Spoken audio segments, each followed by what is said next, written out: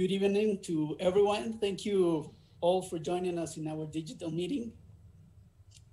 I hope you are enjoying it and learning a lot from the experts of our expositions. My name is José Ignacio Jiménez. I'm CEO of Afore Inbursa. It's a pleasure for me to moderate this very interesting panel.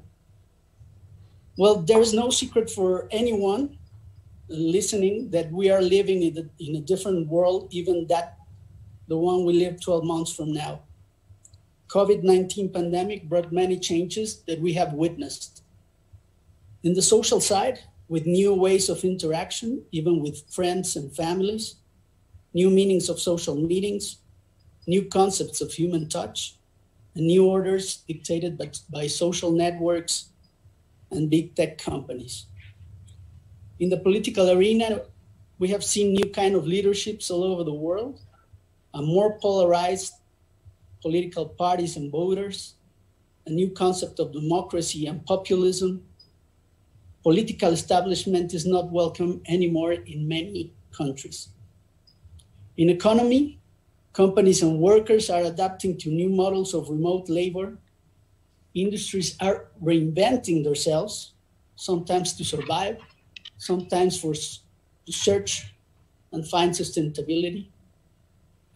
Changes that we envision to appear in the next 5 to 10 years are happening right now. The clock is ticking for our planet too. We have to make noise and big campaigns to take care of our environment. And alternative and renewable energy should be the standard and reach the net zero emissions in a faster pace. All these factors, of course, influence in the investment world. I am delighted to present 3 world-class investment professionals that in the next 40 minutes will share their views and knowledge about the new trends and strategies of how we should invest in this new reality. Thank you very much for accepting to participate in this panel. So I introduce you, Ryan Issakainen, Senior Vice President and ETF Strategist of First Trust. Thank you, Ryan. Thank you. Thanks to State Street for bringing John Van Moyland, Managing Director and Global Head of S&P Kensho Indices. Thank you, John. Thank you for having me. And Ignacio Saralegui, Senior Investment and Consultant of Vanguard. Thank you, Jose Ignacio, for having me. So Ryan, please, could you start to give us your thoughts? We have 10 minutes, and then we'll change to John. Thank you. Yes, thank you, Jose Ignacio. Thank you for that introduction. I think your comments are spot on that you were making in that introduction. And thanks to all of you who are joining us virtually. We really do appreciate what you do and recognize that it's not an easy job. It's not an easy task in an unprecedented pandemic to manage the wealth of those that you're overseeing their wealth for. And so hopefully some of the resources we can provide are helpful to that end. This has been a year where, in addition to some of the changes that Jose Ignacio highlighted, we have seen in many ways risk itself turned upside down in some of the ways that we might have expected coming into 2020. For example, in 2019, one of the most popular trades, one of the most popular segments of the ETF market was low volatility strategies. And that made sense coming out of the fourth quarter of 2018, when those strategies held up fairly well in the fourth quarter when we had the big swoon in the market. And so they were very popular particularly for their drawdown characteristics and how they tended to manage risk. But what we found in March, as the market melted down, is they were just as volatile as the rest of the market and have underperformed pretty dramatically this year in a very unusual market. And on the flip side of that, many of the higher beta themes, many of these disruptive changes, these remote work themes that typically an investor would associate with more volatility, actually have had less drawdown, less downside capture than the market. It's been a very unusual environment to manage risk. And as we manage through the pandemic and prepare to emerge on the other side, we believe that many of those trends that coming into this year we had seen emerging will be accelerated both for good and for bad.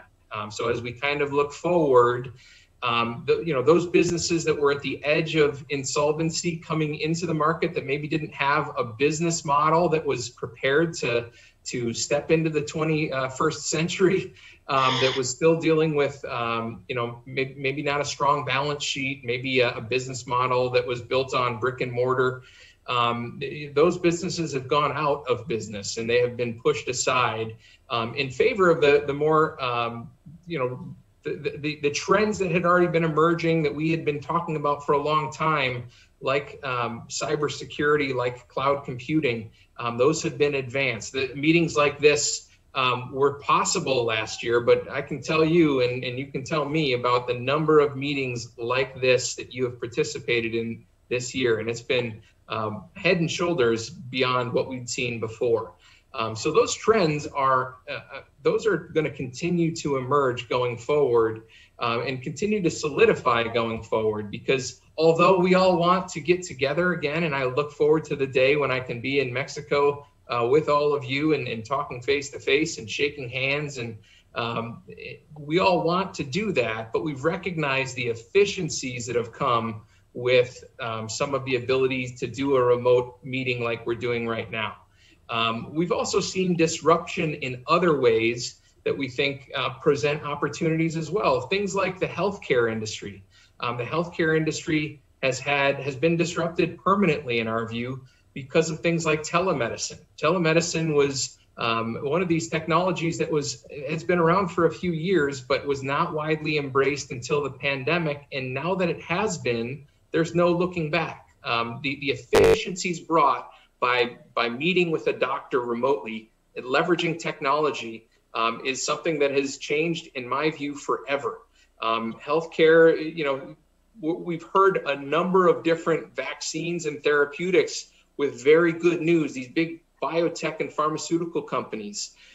In our view, that's another opportunity beyond the pandemic. As we think about the 2021 and beyond, our view is that the healthcare industry has changed in a significant way because